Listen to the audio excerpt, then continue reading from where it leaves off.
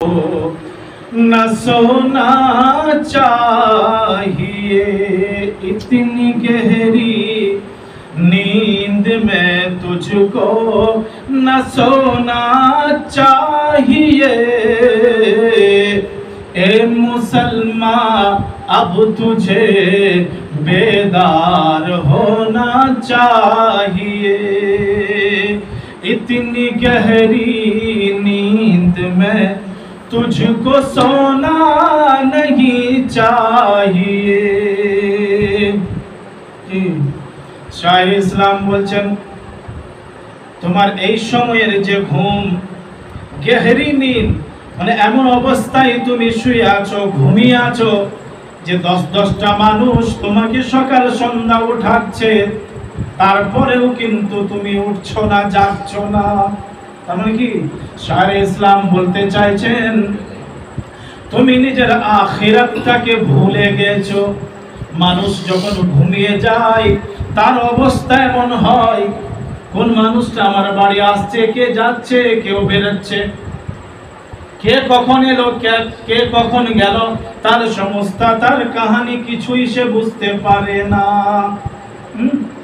কিন্তু সে ঘরের লোকটা যখন সে ঘুম থেকে ওঠে তখন তাকে বলে, জানাবে আলী, আপনি এমন অবস্থায় আপনি শুয়েছিলেন, আমার বাড়ি কত মেহমান এলো আর গেল, কাউরি খোঁজ খবর আপনি বুঝতে পারলেন না। তার মানে আমি আপনি আমার আপনার মহব্বত দুনিয়ার পেছনে এত বেশি হয়ে গেছে, এত বেশি যে আখিরাত আর কবর হাসর আর কোনো খেয়াল নাই। হ্যাঁ, বুড়ার পর বুড়া হয়ে গেছি, পা হাত আর চলে না, তারপরেও জনাবে আলীর চেহারাতে দাড়ি মুবারক আর আসে না। এখন মসজিদ মুখী আমি আপনি হতে পারলাম না, এখনো নামাজি আমি আপনি হতে পারলাম না, এখনো ভালো কাজ কর্ম লাস্টের এই জীবনে করতে পারলাম না।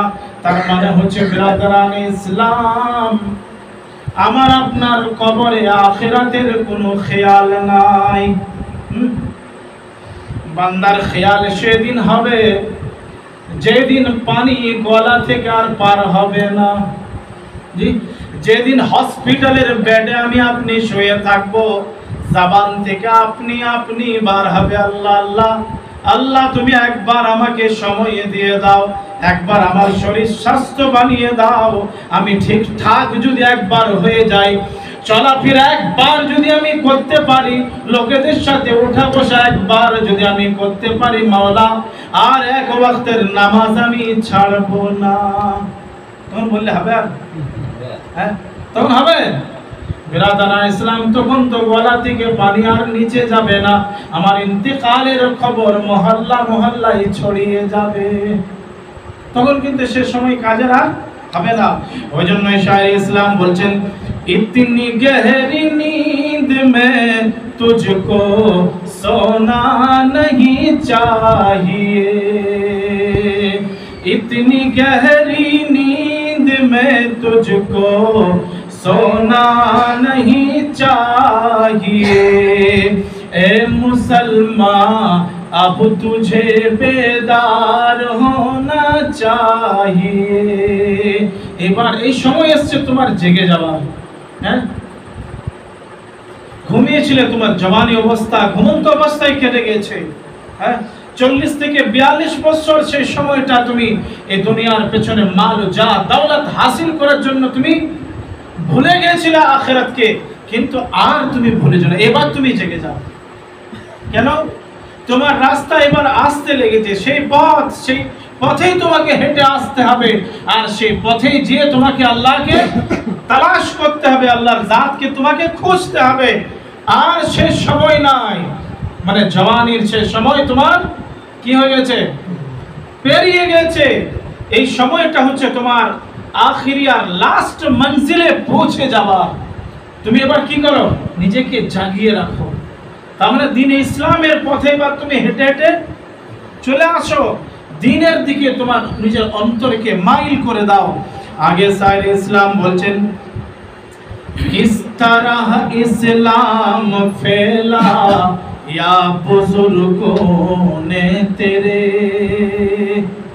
এই ইসলাম, এই দ্বীন, এই কোরআন, এই কিতাব, এই হাদিস আমার আপনার কাছে কি কষ্টের সাথে এসেছে তোমরা কি জানো? হ্যাঁ, এই ইসলাম কত কষ্টের সাথে আমার আপনার কাছে পৌঁছেছে। কত সাহাবার জান গেছে, কত সাহাবা নিজের জান প্রাণকে নিজের হাতে রেখে যুদ্ধের ময়দানে গেছেন। কত সাহাবা নিজের স্ত্রীকে বেবা বানিয়ে দিয়েছেন। কত সাহাবা নিজের ছেলে মেয়েদেরকে ময়দানে জিহাদে শহীদ করিয়ে দিয়েছেন। এই সামনে মুহররমুল হারামের মাস, এখনো কয়টা দিন বাকি আছে। হ্যাঁ, হোসেন